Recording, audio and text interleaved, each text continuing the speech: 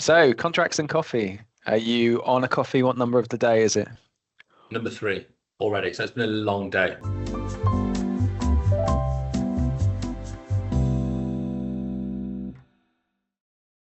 Well, look, we're here to talk about contracts whilst having a coffee. Indeed.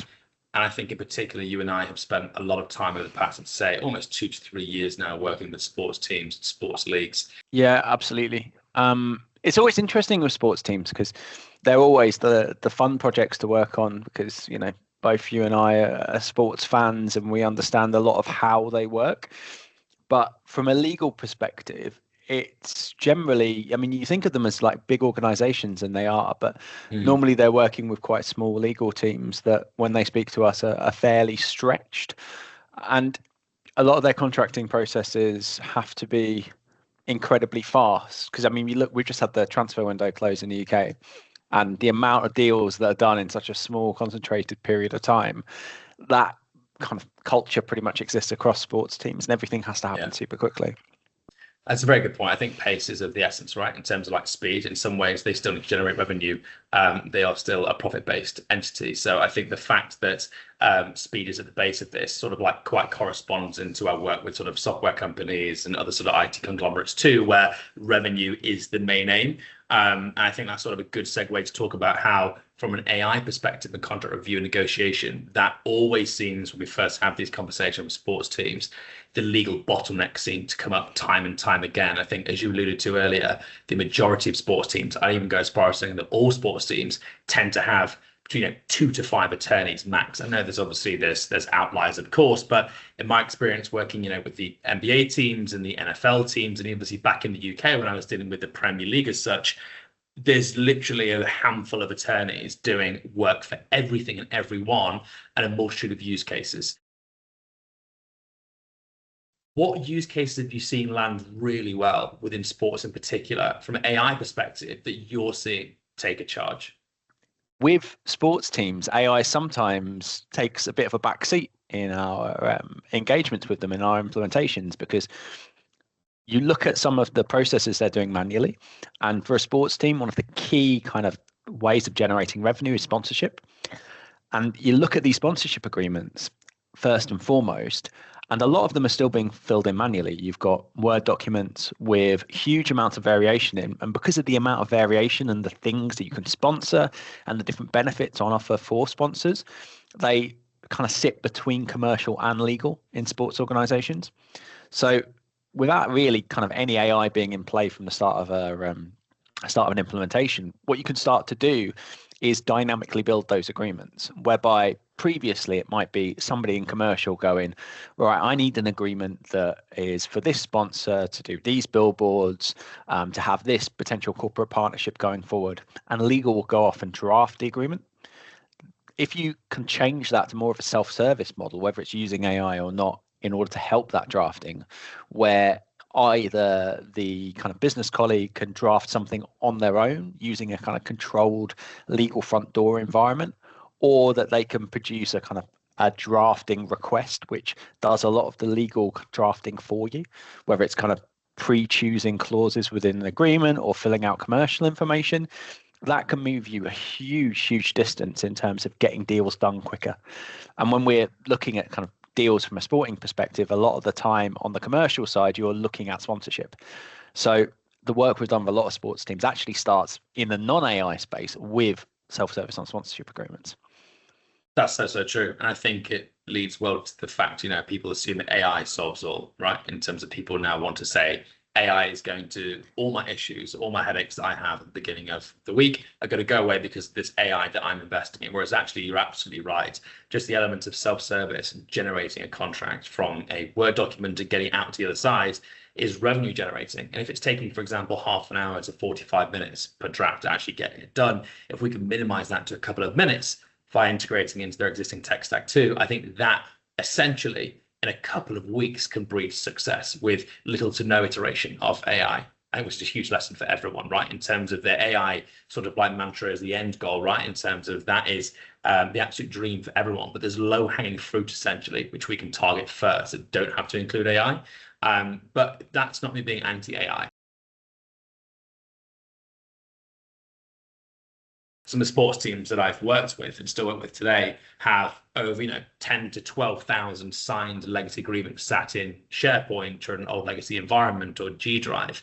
And where the time takes, which is where AI can solve, is right. We signed a sponsorship agreement 3 years ago with this particular party. What indemnity language did we agree to? Because we're renegotiating now, and my CFO wants a report on all the liability caps that we agreed to in our 2022 season. Now, that without AI, I completely agree, does take days to actually go and do and farm through all of that data. So the fact that we can ingest that into Summize and extract the information and share it, I think is amazing.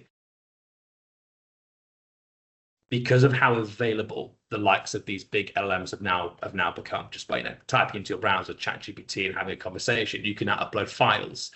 What do you think the pros and cons are to?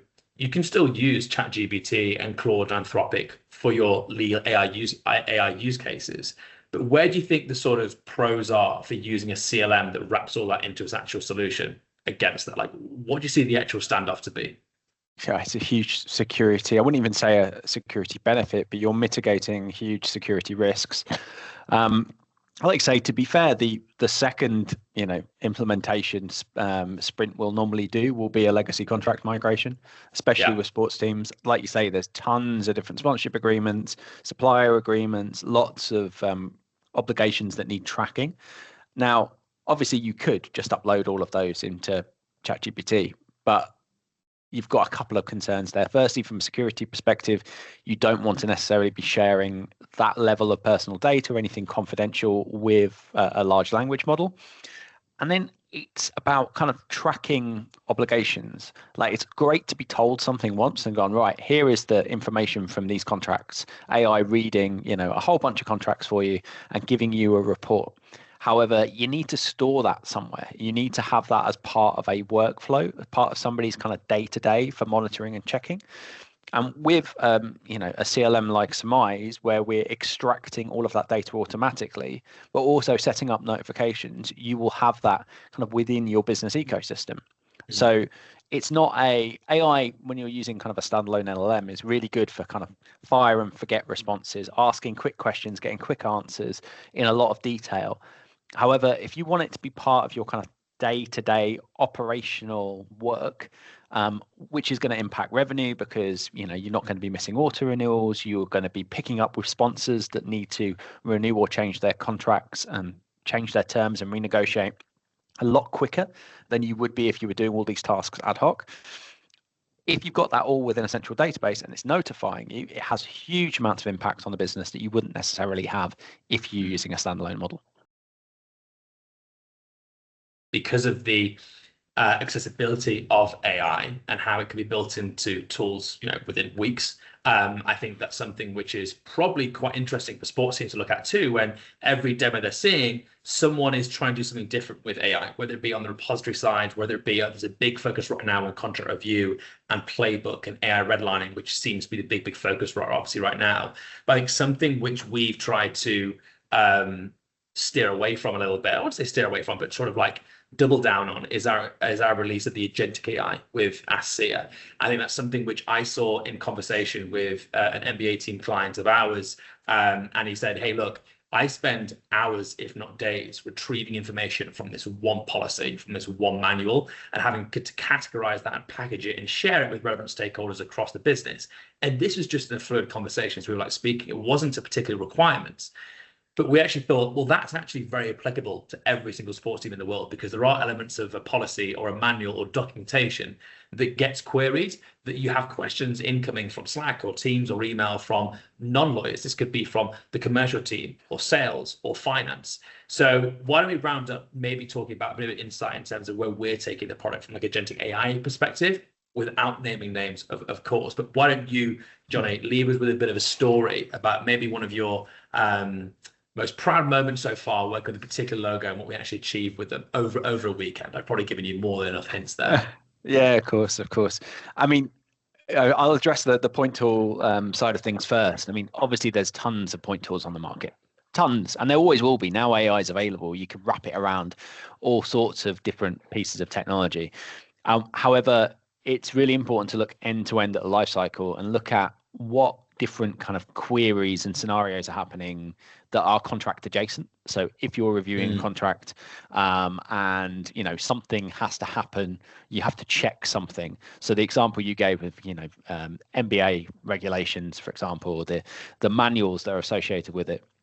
In football, you obviously have a huge amount of kind of Premier League rules and regulations, for example. In motor racing, we've obviously had a scenario where we're looking at FIA regulations. And in all of these different scenarios and industries, without going into any particular specifics, you have to make decisions quickly. So we had a look at where all of this information is kept.